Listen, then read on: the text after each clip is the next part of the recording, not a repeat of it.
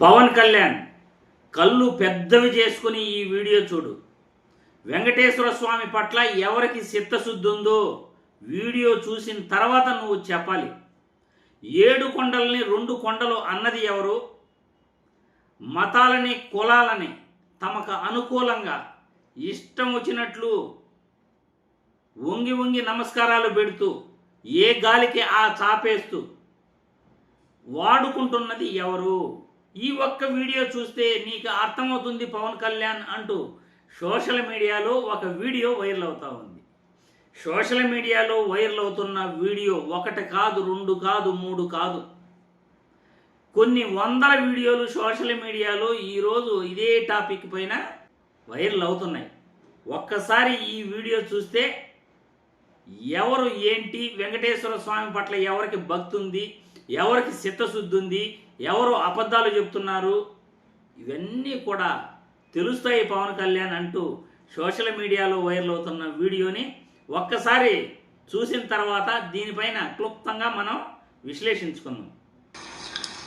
Jio number 746, Jio number 747 ఒకసారి first చూడండి. ఒకసారి ఫస్ట్ ఆ జియో చూడాలి. ఫస్ట్ మీ అందరికీ కూడా ఎడ్యుకేట్ కావాలి. అసలు ఆ జియోలు ఇచ్చింది ఎవరు? రాజశేఖర రెడ్డి గారు ఇచ్చినారు. ఆ జియోలు ఏంటి? టీటీడీని 7 కొండలుగా గుర్తించింది రాజశేఖర రెడ్డి గారు నాన్న. టీటీడీ పరిధిని 350 కిలోమీటర్లకు పెంచింది నాయన.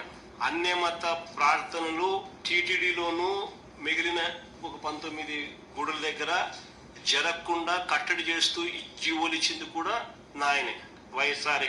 చంద్రబాబు నాయుడు గారు అప్పట్లో బీజేపీతో లేడు, ముస్లిం ఓట్స్తో పనిపడింది, క్రిస్టియన్ ఓట్స్తో పనిపడింది. అప్పుడు ఇదే చంద్రబాబు నాయుడు గారు ఏమన్నా 2009లో 746 జివో 747 జివో వైఎస్ఆర్ గారు ఇచ్చినారు, మేము వచ్చినా క్యాన్సిల్ చేస్తామన్నాడు. ఇది హిస్టరీ. ఆ వీడియో రికార్డ్ ప్లే చేయి మా చంద్రబాబు నాయుడు అన్న మాటలు ఉన్నా. సడన్ గా అడిగేసరికి ఎన్ని ఇవ్వంతా మా రీసెర్చ్ కొంత ఇబ్బంది పడతాం. వీడియో క్లిప్పింగ్ పంపిస్తాను నేను చంద్రబాబు నాయుడు అన్న మాటలు. 2009లో చంద్రబాబు నాయుడు అన్న మాటలు. జీవో భవిష్యత్తులో కూడా ఎక్కడైనా క్రిస్టియన్స్ పైన దాడులు జరిగితే అక్కడ తెలుగుదేశం పార్టీ మీకు అండగా ఉంటామని మరొకసారి ఇక్కడికి చేసిన క్రిస్టియన్ సోదరి సోదరులుగా తెలియజేస్తున్నారు.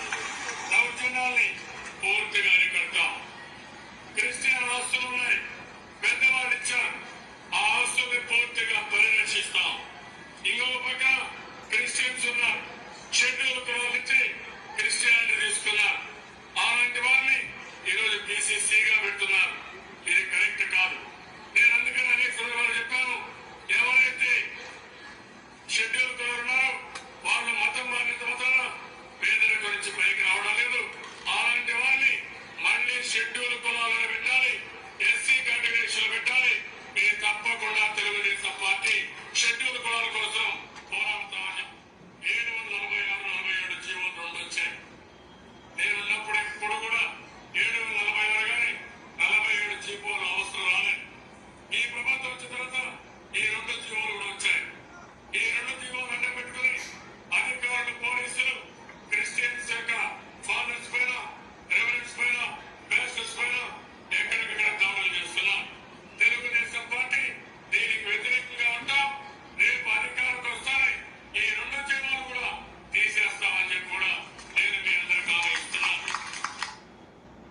చూశారుగా, పవన్ కళ్యాణ్ గారిని కళ్ళు పెద్దవి చేసుకొని చూడు, వెంకటేశ్వర స్వామి పట్ల అట్లా ఎవరికి చిత్తశుద్ధి ఉందో మీరే చెప్పాలి అంటూ సోషల్ మీడియాలో వైరల్ అవుతున్న వీడియో మీకు చూపించాను. ఆ మ్యాటర్ కూడా చూడండి. పవన్ కళ్యాణ్ని కళ్ళు పెద్దవి చేసుకుని చూడమంటున్నారు. వెంకటేశ్వర స్వామి పట్ల ఎవరికి చిత్తశుద్ధి ఉందో చూడండి, ఈ వీడియో చూసిన తర్వాత మీకే అర్థమవుతుంది అని అంటున్నారు. చూశారు కదా.